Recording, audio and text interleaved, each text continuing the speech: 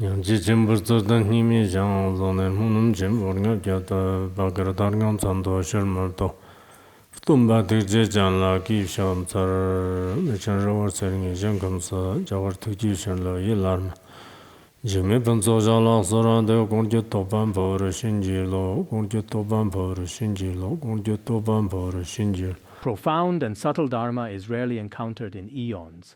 Now we can hear and follow it. May we realize the Tathagata's meaning. To liberate sentient beings, please generate bodhicitta before today's teaching. We are currently studying where the Buddha speaks to Manjusri Bodhisattva. This follows the Bodhisattva's question, what is Avici Hell? What are the causes and conditions that form Avici Hell? What are its painful karmic results? He asked about these things. The Buddha then told Manjusri Bodhisattva, you ask very well. You should all listen carefully. I will explain Avici Hell to you extensively. Regarding Avici Hell, we previously looked at 7 or 8 principles explaining the meanings of A and Vici. For instance, A means without and Vici means to save, as we discussed. Today we continue our teaching on this hell, since today's content is relatively straightforward. Explaining the literal meaning here should be sufficient for everyone. Regarding hell, we have studied it before during the Ksitigarbha Sutra classes, also in the words of my perfect teacher, and finding comfort and ease in the nature of mind, as well as the aspiration of Sukhavati. We have explored hell in various ways across many texts. Of course, as I have mentioned before, some people in this world believe that hell and heaven do not necessarily exist. They think only the things in our human world, the environment and the sentient beings, are real. That is their perspective, but this is merely the viewpoint of certain individuals. In truth, whether hell and heaven actually exist cannot be determined without diligent study and reflection. I am afraid this is not something to be dismissed easily. If I think it is not there, it is not there. If I refuse to acknowledge it, it does not exist. It does not work that way. In this world of ours, beyond what our eyes can see or our ears can hear, there are still countless all-encompassing phenomena, whether you choose to acknowledge them or not. Mysterious things do exist when we encounter such mysterious principles. Using overly simplistic or crude language like this is right, that is wrong, or this exists, that does not exist, is likely an approach that is too shallow. That is not the spirit a scholar should have. It is not how a wise person behaves. A truly wise person will never jump to conclusions without conducting deep and meticulous research. Therefore, regarding karma, cause and effect, and the principles of hell and pure realms, some people might not accept them initially. We understand that. It is perfectly understandable. However, your inability to understand something does not mean you have proven its non-existence. To confirm such things, we would need extremely conclusive evidence. Otherwise, it is unreasonable for us, whose wisdom is not so profound, to dismiss the principles accepted by countless wise people over thousands of years. Simply asserting their non-existence is not a rational stance. Of course, acknowledging them is your choice. It does not matter if you do not acknowledge them either. From the Buddhist perspective, we never force anyone to accept any particular concept. If Buddhist principles do not align with objective reality, then it is better not to accept them. To accept them otherwise would be a form of superstition.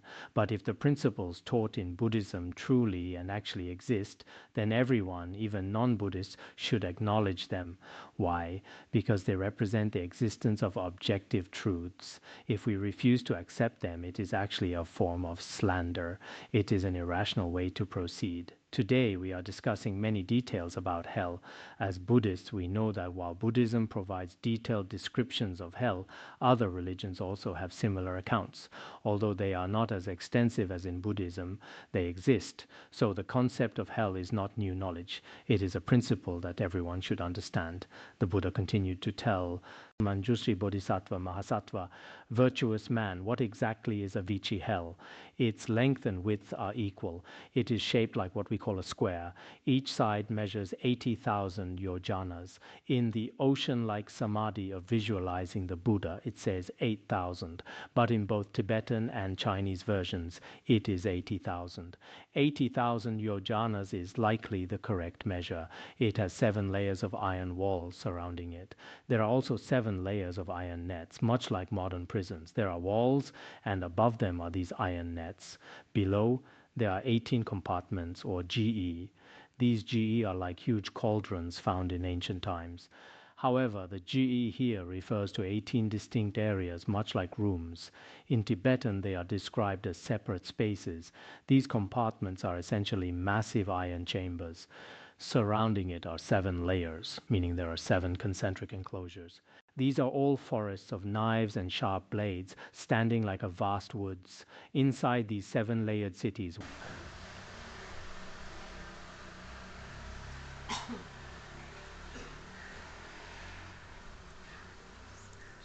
what was that, a motorcycle? It sounded as if it were driving right in.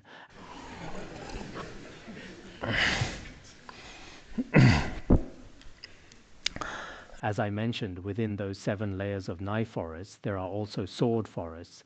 A knife has only one sharp edge, while the other side is blunt. A sword, however, is sharp on both sides, just like the sword of Manjusri. Both sides can cut through things. These are the sword forests. Below, there are 18 compartments. Regarding these 18 compartments, the Tibetan text describes them as being arranged layer upon layer. They are perhaps like iron chambers, and all around them are these burning houses. There are 18 of them below, stacked layer upon layer. Each compartment has 84,000 layers. There are 18 layers below. Furthermore, each of these chambers and burning iron chambers actually contains 84,000 subdivisions. These are 84,000 layers of houses existing in successive tiers. This describes the surrounding and lower areas of Avici Hell. In its 4 corners stand 4 great copper dogs which are burning. The bodies of these dogs are exceptionally large. They measure 40 yojanas in size. Moreover, from the eyes of these evil dogs, firelight emits like burning lamps. The moment they look, the fiery light from their eyes shines forth, burning any sentient beings it touches. Their teeth are like sword trees, like forests of precious blades. When they come into contact with sentient beings, their front teeth act like these sword trees. Their molars, the teeth on both sides used for chewing, are like mountains of knives. Their tongues are like burning iron hooks. When they seize these hell beings, their claws function as iron forks, continuously piercing into the bodies of those in hell. Also, the tails of these dogs are like burning iron pythons. From every single pore, fierce and burning flames burst forth. The smoke they emit is incredibly foul and malodorous. Their stench fills the sky. It is extremely offensive and filthy.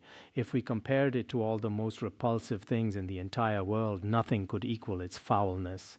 There is simply no way to match it with the world's most stinking and dirty things. This is one aspect of hell. At the 4 gates of hell, by the side of each gate, stand 18 hell wardens, the wardens of Yama. Each of these hell wardens has a truly terrifying appearance. Their heads are like those of Rakshasas, fierce and frightening. Their mouths are like Rakshasa mouths. Some sutras describe them as Yaksha mouths. Essentially, they have Yaksha mouths and Rakshasa heads. However, both the Tibetan and Chinese versions state that their mouths are those of Rakshasas.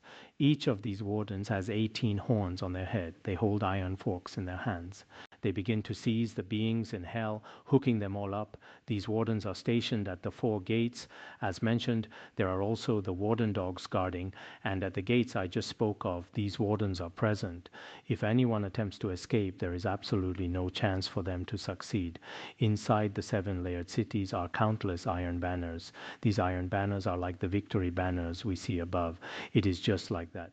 Throughout the entire hell, iron banners are everywhere. However, unlike the banners in our human world, which serve as decoration or provide shade and concealment, these banners emit fire. They start burning from within, and inside them are boiling springs, much like water fountains. Just as when we shower and water sprays down from above, burning water descends from these iron banners. This molten iron then pervades the hell beings. In the entire Avici Hell, there is not a single spot that is free from this burning molten iron. It burns these sentient beings continuously. This is the state within the 7 layers of Avici Hell. Avici Hell also has 4 gates. Since Avici Hell is so vast, perhaps each gate serves a different purpose. At each of the 4 gates, specifically above each one, there are 18 types of copper cauldrons or pots. They are like the boilers we use, but these are burning copper pots. From within these pots, molten iron surges surges out. This burning, boiling, molten iron overflows from the 4 gates. All 4 great gates are completely flooded with it, filling the entire city of Avici Hell. In every single compartment, as we just discussed, there are many burning houses within Avici Hell. Every one of them is filled with burning molten iron. Many sentient beings are submerged in this molten lava of hell, enduring boundless and infinite suffering. There are also 84,000 iron pythons. These are also burning iron pythons. They spit out poison and spit out fire. Their entire bodies fill the city. The bodies of these pythons pervade the entire city. These pythons also roar and howl. When they howl, it is like thunder in the sky. And they also rain down burning iron pellets as large as balls, like when we have hailstorms, thundering while raining down hail. Crops and some sentient beings are all destroyed, but this is even more terrifying. These are all burning iron pellets falling onto the bodies of hell beings. They fill the entirety of Avici Hell. The entire suffering of Avici Hell is truly 80 quadrillion fold. It is suffering among suffering. This kind of pain is very difficult to express with worldly calculations. Truly, regarding the suffering in hell, for those of us who believe in karma, we cannot help but be afraid and horrified. We must be extremely cautious about karma if you do not believe in such principles. You might think this is all nonsense. You might not necessarily have this feeling. These hell sufferings, 80 quadrillion fold, are suffering among sufferings and affliction among afflictions. It is the most painful among sufferings and the most afflicted among afflictions. All are gathered in this city. The karma of sentient beings is truly inconceivable. So sometimes, as perhaps everyone knows, like in prisons or certain special cities, intense suffering also exists in the human world. Hell, needless to say, all the evil karma of sentient beings gathers completely. After gathering, hell beings appear, hell wardens appear, and hell suffering appears. This kind of suffering cannot be expressed using worldly language. There is also no way to express it using worldly analogies. So truly, before falling into hell, if we have created any negative karma ourselves, immediate confession is very important. Avici Hell also has gates in the 4 directions. Outside each gate there are also fierce flames. These flames from the east, west, south, and north all crisscross and interpenetrate, mutually from east to west, west to east, then from south to north, and north to south. The entire surrounding area can be called a sea of flames. The entire fire is without any interruption. There is not a single cool place. 84,000 yojanas surrounded by iron walls. The entire exterior of 84,000 yojanas are all burning iron walls. Then iron nets cover everywhere, and the ground is also iron. And the entire hell, above and below, as just basically described, if this is a true description from top to bottom. Now, many animated depictions of hell, including those of the Ksitigarbha Sutra and some other sutras, follow the entire meaning of these sutra texts to represent the entire scope through animation. It is still very frightening and also very meaningful. If some sentient beings with good roots see these scenes, they cannot help but pay attention. The letter to a friend also teaches that regarding hell, if one merely sees a painting and someone sees it, they are also especially afraid. If someone teaches it, they are also very afraid after hearing it. Then how much more so when hellish suffering truly descends upon us? How can we endure it? How can we bear it? Just as it teaches, whether it is the entire ground of hell, the sky of hell, or the surroundings of hell, all are burning iron. If we think like this, our human world's sufferings truly are not worth mentioning. We can say this, we say, I am so miserable, I am no different from hell, I am especially suffering. Of course, some individuals may face mental suffering, which is certainly very uncomfortable, but regarding bodily suffering, however severe yours is, like in prisons or these especially torturous places, there also will not be the so-called suffering in hell. Regarding these hells, as just taught on this ground, fire above penetrates below, fire below penetrates above. Above and below, the 4 directions and 4 corners, all are flames. All quarters above and below are simultaneously engulfed in suffering. Above and below are completely pervaded with flames, pervaded with fire pits, sparks, and embers. It is like this on all 4 sides and all around. Therefore, all the suffering described here manifesting simultaneously is very hard to imagine. It is truly difficult to find a comparison in the human world. As everyone knows, and as we have discussed before within other sutras, the descriptions of hell are quite extensive. So, from time to time, we should also carefully examine these teachings ourselves, especially great masters like Longchen Rabjam in his work Finding Comfort and Ease in the Nature of Mind. He cites many authoritative sources, including the Sutra of Right Mindfulness and Letter to a Disciple. These scriptural quotations also describe hell in detail. Many who believe in karma and are quite cautious become truly afraid upon hearing about these hells, because we had not encountered the Dharma previously and had not met with spiritual friends. Many people, in truth, have created much negative karma through killing and other acts. I often hear people say that before they knew about Buddhism, they did not realize the preciousness of sentient beings' lives. For example, they would regularly eat seafood, snakes, rabbits, and so on at every meal, and while eating, they felt no fear whatsoever. They felt it was perfectly natural. They thought these lives existed solely to provide for us.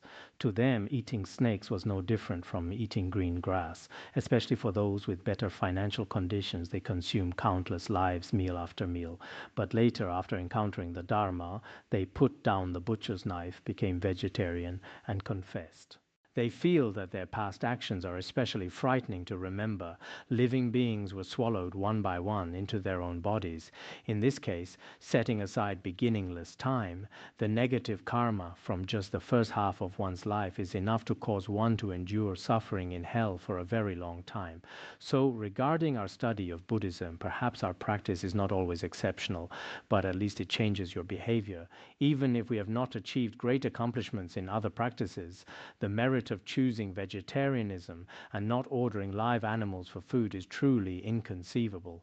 Regarding many people in the cities, I feel those with fewer resources probably created less negative karma. Perhaps they only occasionally ate some pork. They did not necessarily consume many lives at every single meal. But for those who were better off, eating a whole fish at every meal was quite normal. If there were no fish, it was like what is taught in the words of my perfect teacher. When some daughters-in-law return home, if they do not eat sheep, they truly cannot swallow any other food. They are like rakshasas. Indeed, in our worldly existence, especially when we were young and had better financial conditions, much negative karma was created. Is there an opportunity for confession? Yes, there is.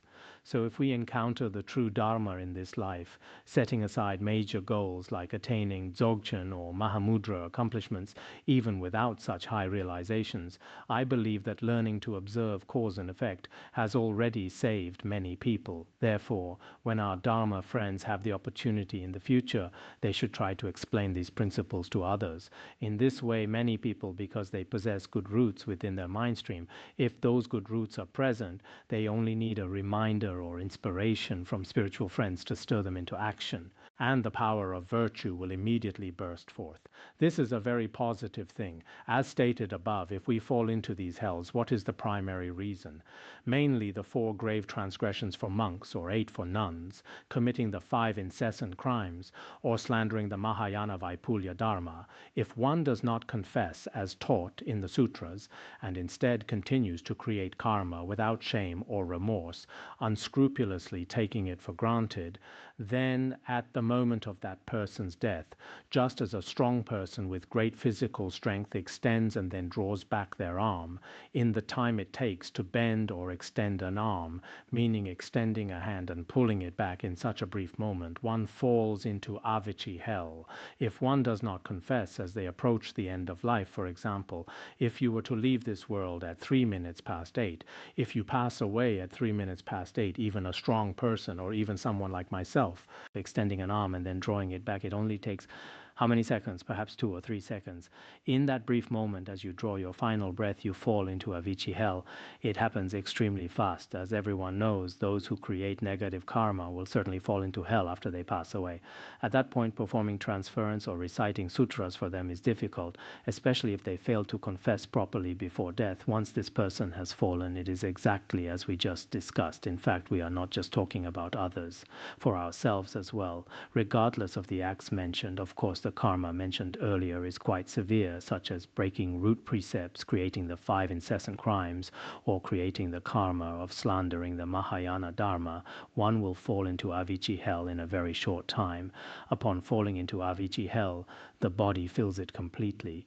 This is also mentioned in the Ksitigarbha Sutra. Regardless of the size of the hell, due to the manifestation of one's karma, the body spreads to occupy the entire space. Then, due to intense heat and torment, with suffering beyond measure, the mouth clenches and they cannot speak. They are unable to say a word. They cannot even utter cries of pain. They only open the eyes and close the mouth, opening their eyes and then closing their mouth, or closing the mouth and opening the eyes and looking out in silence. Some are in a state of absolute despair. In such a state, there are not even any tears left. The sound of crying out cannot be produced. Consider some people, such as certain business owners, who have completely broken down. At that moment, they cannot even cry. They have already, as we Tibetans say, in the moments of deepest pain, there are no tears. There are no tears, and there is no voice. Sometimes we observe that when people are in utter despair, they may only open their mouth or close their eyes. Beyond that, most hell beings exist in a state just like this. In the most severe suffering, there is neither voice nor tears. Due to the person's karma, 10 billion knife wheels descend from the sky. Because this sentient being created such heavy karma, they fall into the uninterrupted hell in an instant.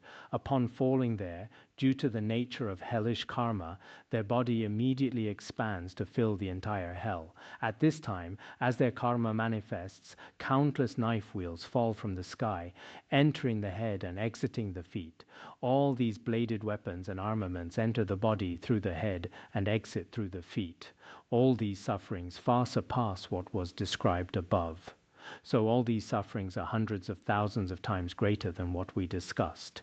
If one has violated the 4 grave transgressions, the 4 root precepts, and endures great torment, what does this imply? The duration of their suffering is to endure pain for a full 5 great eons. If one committed the 8 prohibitions, the suffering is doubled. If one committed the 5 incessant crimes, the suffering is also doubled. If one slandered the Vaipulya Mahayana Dharma, the suffering is doubled as well. If one slandered the triple gem, stole the Sangha's property, or defiled pure monks and defiled pure nuns, or slandered one's own guru, or harmed one's own guru, or committed sexual violence against one's own mother, then the previous sufferings are doubled again and again. These individuals fall into the same category of transgressions. For them, the suffering is repeatedly doubled and compounded. The severity increases layer upon layer. Slandering the Mahayana is the most severe among them, as is slandering the triple gem, stealing their property and harming members of the monastic community. Monastics originally uphold pure precepts, yet you harm them, whether they are male or female, or harm and slander your own guru or other teachers of the Dharma, as well as committing ethically defiled acts, such as incestuous acts with one's own mother. In these cases, the karma is extremely grave. The negative karmas mentioned above, if one has violated the 4 root precepts and cannot find liberation for 5 great eons, then for the other acts, in terms of numbers, there is simply no way to express the duration. Regarding the length of a single eon, those who have studied the Abhidharma Kosa or other Abhidharma teachings should be very clear. It is generally very difficult for us to even imagine. So looking at it this way, upholding the precepts in this world is truly not easy, yet failure to uphold them is also difficult and leads to suffering.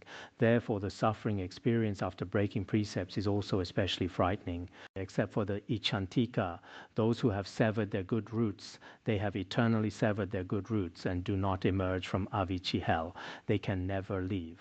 Because here, each sutra presents a different viewpoint. Generally speaking, because an Ichantika has severed their good roots, they may experience suffering in hell for an even longer duration than this. Setting aside the Ichantika, the possibility of their ever emerging from hell is like what we call life imprisonment or a life sentence. They remain there indefinitely. There is no date for their release from prison. Beyond this, for those mentioned above, although they may one day leave hell, before that departure, the time spent experiencing suffering in hell is indeed extremely long. So, from time to time, we should reflect. hopefully for ourselves and others, it is best not to create the causes of hell. As we can see, for instance, slandering the triple gem, stealing property of the triple gem, and harming gurus or monastics are actions that can easily manifest in our behavior. If they occur and we do not quickly confess, the negative karma is especially frightening. What is it like when these transgressors experience suffering? Fierce fire enters the mind. Eventually, the entire mind and body are completely burned away until they die of suffocation. At that moment, they pass away in despair and unconsciousness. Then the hell wardens, those Yamarakshasas, use iron forks to strike their heads until they fall to the ground.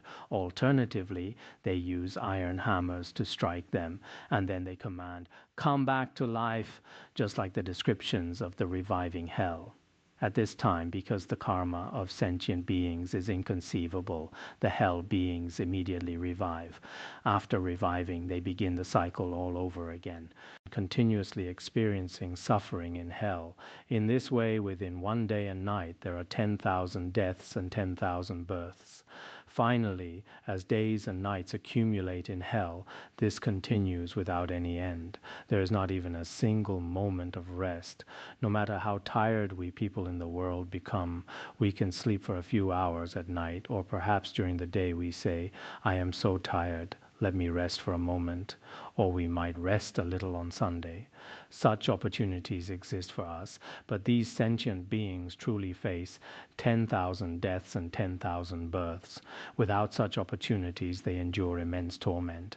As stated, when this person finally emerges from Avici Hell, after experiencing the great torment of 10,000 deaths and births, as we discussed previously, when this person leaves Avici Hell and is released from that prison due to the causes of breaking precepts in past lives and because they consumed offerings in vain, meaning they possessed no merit themselves, yet engaged in deceiving others for money or various things, and used many offerings from the faithful. For these reasons, they must also fall into 18 lesser hells. The Ksitigarbha Sutra also describes many of these, such as the fire horse hell, the fire ox hell, the fire dog hell, and the fire snake hell. Hells of fire alone are especially numerous. The uninterrupted hell and various others are taught quite extensively. It is explained here that first there is the great Avici Hell, and within its surroundings, after emerging from the Avici Hell just mentioned because of their past violation of precepts and so on, including the theft of property belonging to the triple gem, one must continue to fall into further hells. As they continue to fall into these hells, I will briefly mention their names.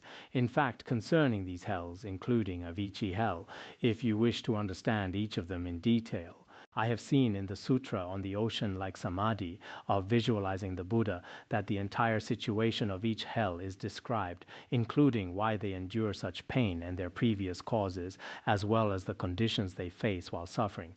These are all explained quite clearly.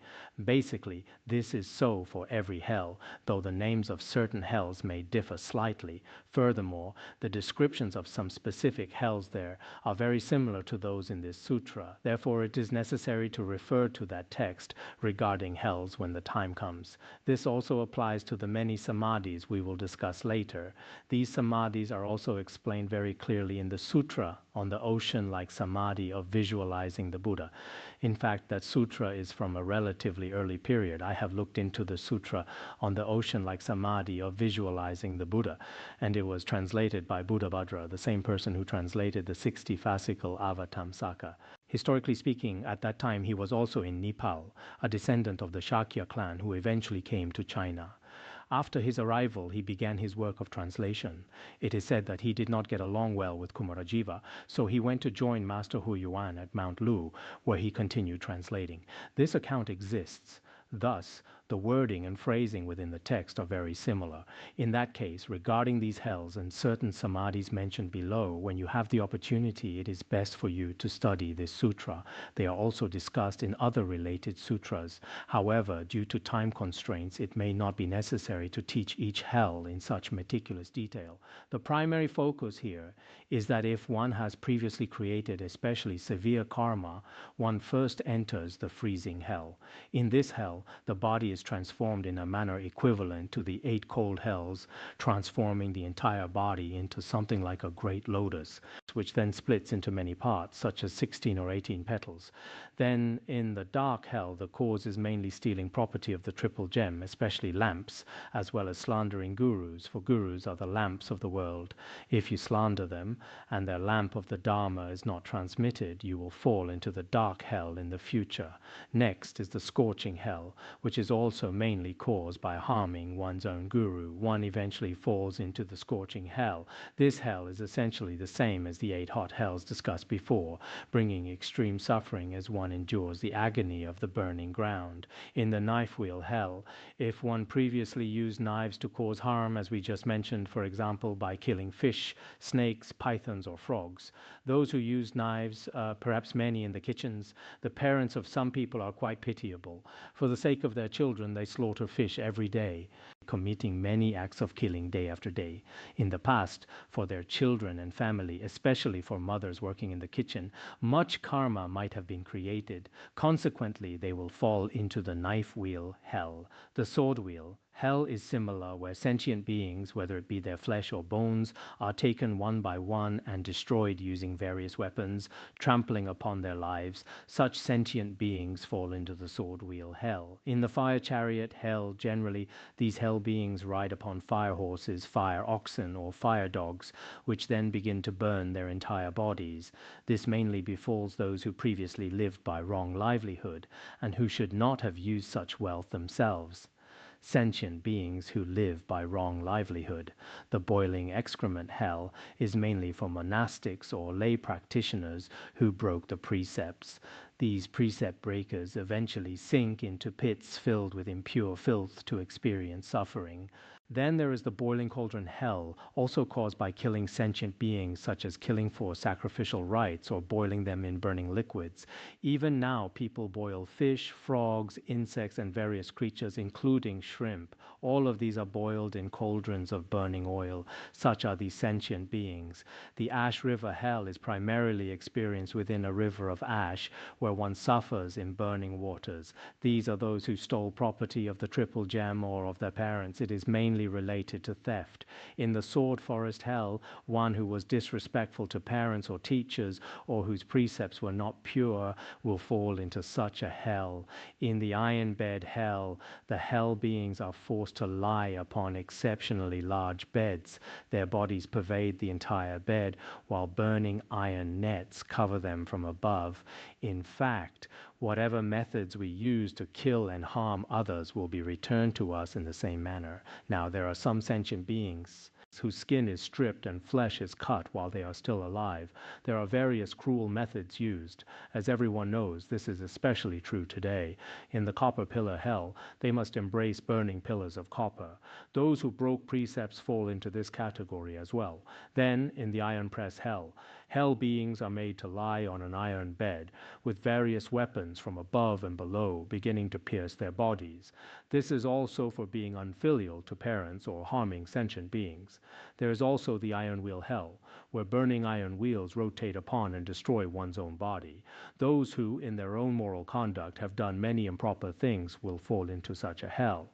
Furthermore, there is the iron cave hell, mainly caused by miserliness, being reluctant and unwilling to transmit the Dharma to others, or being unwilling to share wealth, or being especially greedy for it. Such are the causes. Finally, in the iron pellet hell, if we obstruct the generosity of others or prevent their virtuous actions, then in such a case burning iron hail descends from the sky to destroy these hell beings. In the sharp stone hell, exceptionally sharp stones pierce through one's body from top to bottom.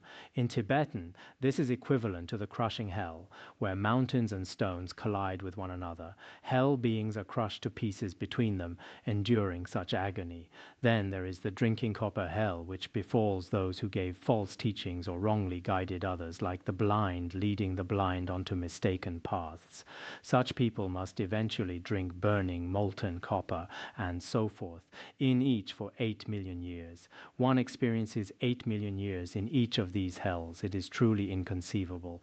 Everyone should understand that after emerging from Avici Hell, as just mentioned, one must then endure suffering in these additional hells. But does one have to pass through every single hell, or is one enough?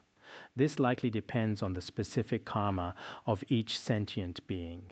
Those who have committed all of these transgressions may need to pass through all 18 hells one by one. If that is not the case, and one has only created certain specific karma, then among these 18 lesser hells, one must endure only the corresponding ones. After eventually gaining liberation, they are often born in lower states. Even among humans, they may be deaf, mute, mentally unstable, or extremely poor, and they continue to create further karma. Then, for 500 lifetimes, they might not even hear the name of the triple gem, enduring suffering in remote border regions. These people might occasionally encounter a spiritual friend. At such a time, perhaps, they have the opportunity to generate bodhicitta. However, if they do not meet a spiritual friend, they are bound to fall into hell once again. Sentient beings are truly pitiable. Sometimes we feel that ordinary beings create an immense amount of negative karma, while opportunities to create virtue are very few. There are also those who commit dushkarta, transgressions. Dushkarta refers to the 110 minor offenses. These relatively minor transgressions are called dushkarta. If not confessed, they also lead to suffering in hell for 8 million years, matching the lifespan of the 4 great kings. Other sutras also mention this. If a monastic fails to properly confess these minor offenses every half-month, even if only one minor transgression was committed, like the Naga king Elapatra, who once caught his robes on a tree branch and allowed a slight mind of contempt to arise. As a result, he also endured suffering for a very long time. So if one commits even the lightest monastic offense with a mind of contempt, the retribution lasts as long as the lifespan of the 4 great kings. As everyone knows, the lifespan of the 4 great kings is vast compared to our human realm. If one commits a payatika, which is a downfall transgression, applicable to bhikshus and bhikshunis, though not to shramaneras, including the 30 nisagya payatikas and 90 payatikas, if these are committed, then the aforementioned lifespan of the 4 great kings is doubled and doubled again. If one commits the 13 sanghavasesas, it increases further. Then, regarding the duration of suffering for these transgressors, there is nothing more to be said. While enduring it, they are beyond words. They can only cry out, crying, "What? Apapa, Atata, Arara, Avava." Perhaps this was the expression in India at that time, or the way they cried out in hell, because they fall into hell and experience these intense sufferings. Aside from those brief moments, like a single glance or a quick closing of the mouth, there is nothing else, even if they can speak. They only say apapa, atata, arara. It seems that in the Tibetan tradition, when it is especially cold, we say achiu chiu. When it is especially hot, we say achacha. And when in extreme pain, we say arara. In Chinese, there is only ayoyo, but ayoyo does not seem to apply to the most severe pain. Ayoyo is for when it hurts a little, like when being pressed once. At the moment of most severe pressure, one likely cannot even cry out, ayoyo. One can only let out an ah. In Tibetan, arara or achacha still represent the sounds made at the peak of pain. In India, some cry out apapa, atata, arara, avava. Therefore, if there is transgression, urgently confess and return to the triple gem. So if we have committed offenses and confess them sincerely, as taught in the Sutra on eliminating King Ajatasatru's transgressions, when those with true wisdom confess, they have the chance to bounce back like a ball. They spend only an instant in hell before bouncing back up, avoiding a long fall into the lower realms. This practice of confession is truly very important. At our Larungar, we also regularly, every year, recite 400,000 Vajrasattva mantras, along with many recitations of the 100-syllable mantra. Regarding this Sutra of Great Liberation, many of us already know, without needing to be told, that if you personally feel your karmic obscurations are quite heavy during your lifetime, you should perform some confession daily. By confessing in this way, there will certainly be an opportunity to attain purification.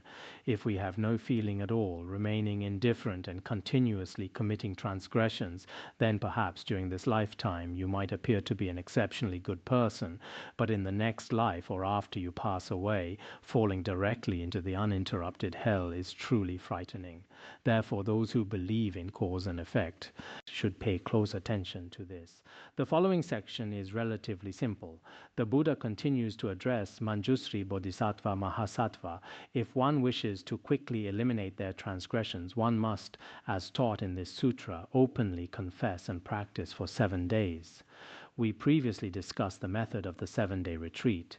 During a 7-day retreat, one has 1 meal a day, ideally taking that meal at noon. This way, no time is wasted. Furthermore, in many of the Buddha's sutras, he also teaches having only 1 meal a day. Contemplate with right view. How do we do so? It is taught here to remember when the Tathagata attained Buddhahood.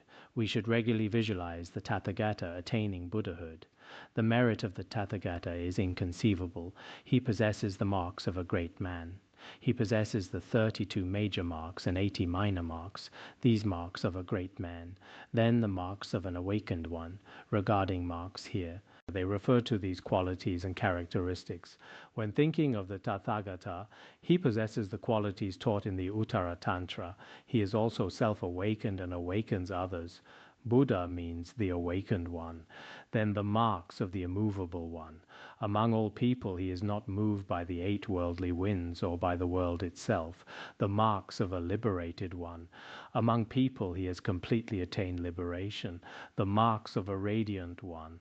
Not only has he gained liberation, but his body also possesses radiance, with 1 cubit of light always present. As told before, there was a person who apparently lost her hairpin at that time. Later, when the Buddha was teaching the Dharma at night, she found her belongings by relying on the light of the Buddha. It is just like this. The Buddha still possesses radiance. Also, the marks of a perfectly wise one. He is perfectly wise. Our own wisdom, after all, has its deficiencies. The marks of possessing all paramitas and possessing the Shurangama and so on, the marks of these oceans of samadhi. The Buddha possesses the merit of the 6 paramitas. The Buddha also possesses, as mentioned below, the Shurangama Samadhi and countless other boundless samadhis. Regarding dhyana, the Buddha is also fully endowed with it. When we visualize, visualizing the Buddha does not necessarily mean only visualizing his marks. Visualizing just one aspect is also not mandatory. We can actually visualize the various qualities of the Buddha. Other methods of contemplation all include this. For example, when we think of Manjusri Bodhisattva, we sometimes think of the majesty of Manjusri Bodhisattva, sometimes of the unique wisdom of Manjusri Bodhisattva, and sometimes of Manjusri Bodhisattva's benefits to sentient beings of the degenerate age. Sometimes we think about Manjusri Bodhisattva and how he subdued non-Buddhists in the past. So we supplicate Manjusri Bodhisattva on how to awaken our wisdom and so forth. In fact, when we practice Guru Yoga, it is also just like this. It is not necessary to always visualize the Guru. If you visualize continuously, you might sometimes do it poorly. There was once a master teaching Guru Yoga to his disciple. While teaching Guru Yoga, that disciple misunderstood. How did he misunderstand? Since the master had no hair, the master originally told him to visualize him. Visualize me upon your own head. But the disciple misunderstood, thinking he should visualize himself on the master's head. Then, as he visualized himself on the master's head, because the master had no hair, he kept sliding off. He would sit for a moment and then slide down again and again. Later he said to the master, "I really cannot visualize well. What should I do?" The master asked, "Why can't you visualize well?" "I dare not say, but truly you have no hair. So whenever I'm on your head, I keep falling off again and again." Thus, when we practice Guru Yoga, some foolish disciples might understand it the wrong way. However, when we wish to practice Guru Yoga, as shown here, the Guru can also... For example, when you practice the Guru Yoga of His Holiness Jigme Phuntsok, you can reflect on how His Holiness Jigme Phuntsok during this degenerate age brought benefit to sentient beings. Reflect on the majesty of His sacred form. Recall how, when he taught the Dharma, his wisdom was incomparable and profound. The Guru brings benefit to every single one of us sentient beings. Though we may not have met him in person, the Dharma he transmitted is, for me, immensely beneficial in this current life. I pray to never be separated from such spiritual friends, lifetime after lifetime, and so forth. By visualizing in this way, this is actually a method of contemplation using conceptual thought, which is also highly effective. You see, here too, we sometimes contemplate the marks of a great man in the Buddha, sometimes the marks of an awakened one, or the marks of the immovable one, the marks of a liberated one, and various other aspects, or sometimes the marks of a perfectly wise one. In our future practice, we should apply this. Otherwise, for those who have just begun to practice and have no prior experience with visualization, our visualization liturgy often follows only one rigid method, focusing on one face and two arms and so on. If you only visualize in that one way, eventually it feels as though there is no inspiration left. It becomes quite monotonous over time. Done this way, the results may not be very ideal. If during your process of contemplation you continuously align yourself with the Guru's various qualities of body, speech and mind, or if you align with the qualities of the Buddha's and Bodhisattva's body, speech and mind, eventually an auspicious power of dependent origination arises naturally. The qualities of body, speech and mind of the sacred being you visualize are directly infused into your own mind stream. You then attain their body, speech and mind siddhis and blessings. This is another effective method. In fact, if we study more deeply, we can gain a vast amount of knowledge. Many doubts and difficulties encountered in our Buddhist study can be resolved instantly. This is also very important. This was a method of confession based on this sutra. There is also another method. At that time, the Buddha told Manjusri Bodhisattva Mahasattva. This was spoken directly to Manjusri Bodhisattva. The following dhyanas and samadhis are taught specifically to Manjusri Bodhisattva. However, we too can visualize by following Manjusri Bodhisattva's lead. Of course, these states of dhyana appear to be samadhis of exceptionally high realization. Some of us might not necessarily fully grasp them. Certainly when we later study the Shurangama Sutra or other related sutras, these various samadhis are also mentioned. So below I will just explain the general meaning to you all without necessarily going into great detail. The Buddha told Manjusri Bodhisattva Mahasattva that one should practice this Dharma method. In this confession, one must also contemplate samadhi. Since the earlier part was a contemplation of wisdom, the following is a contemplation of dhyana. How is it done? Arising from the samadhi of supreme intent, loving kindness, one then enters the samadhi of ceasing intention. Sometimes it is called ding and sometimes samadhi. After arising from the samadhi of ceasing intention, one continues by entering the Shurangama Samadhi. After arising from the Shurangama Samadhi, one enters the Samadhi of the Wisdom Torch. Arising from the Samadhi of the Wisdom Torch, one enters the Samadhi of the Marks of all Dharmas. After arising from the Samadhi of the Marks of all Dharmas, one enters the Samadhi of the Radiant Mark. After arising from the Samadhi of the Radiant Mark, one enters the Samadhi of the Lion's Voice. After arising from the Samadhi of the Lion's Voice, one enters the Samadhi of the Lion's Play. After arising from the Samadhi of the Lion's Play, one enters the Samadhi of Ocean Intent. There is a lion-stirring samadhi mentioned in between. It was not found in the Chinese or the Tibetan versions. So perhaps at this point this lion-stirring samadhi in the middle and arising from the lion-stirring samadhi, these few phrases can be omitted. Simply say, after arising from the samadhi of the lion's play, one enters the samadhi of ocean intent. After arising from the samadhi of ocean intent, one enters the samadhi of universal wisdom. From the samadhi of universal wisdom, one enters the Dharani seal samadhi. After arising from the Dharani seal Samadhi, one enters the Samadhi of the universal manifestation of form bodies. After arising from the Samadhi of the universal manifestation of form bodies, one enters the Samadhi of the Dharmadhatu nature. After arising from the Samadhi of the Dharmadhatu nature, one enters the Samadhi of the Lion King. After arising from the Samadhi of the Lion King, entering the Dharma King Samadhi is added here. Just now, after arising from the Samadhi of the Lion King, one enters what? The Samadhi of the King of Dharma.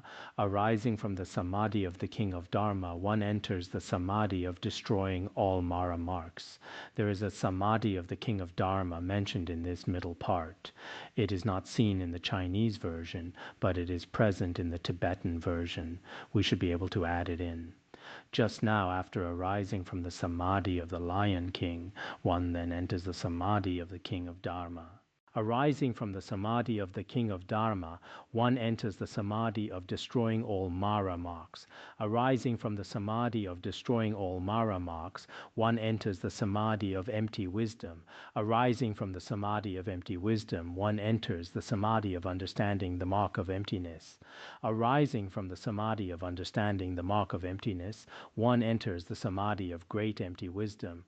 Arising from the Samadhi of great empty wisdom, one enters the Samadhi of the form body pervading all places. Arising from the Samadhi of the form body pervading all places, one enters the Samadhi of contemplating the mark of the mind.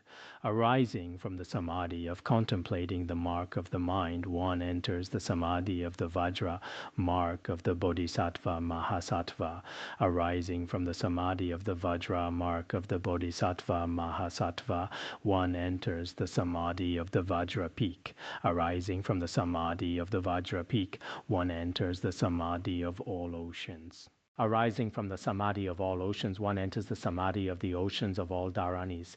Arising from the Samadhi of the oceans of all Dharanis, one enters the Samadhi of the ocean of all Buddha's realms. Arising from the Samadhi of the ocean of all Buddha's realms, one enters the Samadhi of the ocean of all Buddha's liberation and knowledge of liberation. Arising from the Samadhi of the ocean of all Buddha's liberation and knowledge of liberation, one enters the gates of countless and boundless Samadhi oceans. They are also referred to as gates here, just as in the Tibetan version. Arising from these gates of the Samadhi oceans, one enters the Samadhi of tranquil intent and ceasing intent. Tranquil intent carries the meaning of the cessation of thought. The Samadhi of tranquil intent and ceasing intent. Arising from the Samadhi of tranquil intent and ceasing intent, one enters the Samadhi of the Vajra simile. However, regarding this simile samadhi, the original Chinese used vajrapi. In Tibetan, it carries the meaning of certainty or determination. The vajrapi samadhi, the gate of the samadhi of great liberation. In the sutra on the ocean-like samadhi of visualizing the Buddha, it is vajrapi. But is it the vajra simile samadhi here? That is not necessarily certain. In any case, the Tibetan version records it this way. The section above teaches the names of these various samadhis. Of course, if one were to check various different sutras, the methods of entering each samadhi, and what their specific functions are, there would certainly be different explanations. We will not elaborate on them now. Next, the Buddha told Manjusri, after my nirvana, if there are virtuous men or virtuous women who generate a single thought of faith, just as when we finish teaching the Sutra of Great Liberation, everyone here generates a sense of faith. If some people copy it or recite it, even just one verse, such as thinking is the mark, remembering is the mark, continuously thinking about how wonderful this sutra is, and remembering it, if you begin to contemplate it right now, recalling it from the past, or meditating upon these things, upon all our previous teachings on confession and these principles, if you visualize them, if you remember them, and if you contemplate and meditate upon them with faith accomplished in the duration of a single thought, even with just one faithful thought, contemplating in this way for even a very brief time, one can eliminate grave transgressions of birth and death accumulated over eons, as numerous as the dust motes and sands of the Ganges, for such a vast time. Therefore, regarding our Sutra of Great Liberation, we have indeed taught it this time from beginning to end. Furthermore, I have completely recited the oral transmission. So you are all quite remarkable, and I am as well. We should be happy as we are about to finish the teaching. Then such people will be forever separated from the obstructions of darkness, clearly knowing the principle that the Tathagata abides eternally and is imperishable. Therefore, through this kind of method and through such a sutra to perform confession and contemplation, it is truly very meaningful in one's life. Very well. That is all for today. Sonandai tamse thogaya tonne jana pasi jirgana jirano chupai chupun sonen droja bandangara badna sadarda bandangara badna sadarda bandangara badna sadarda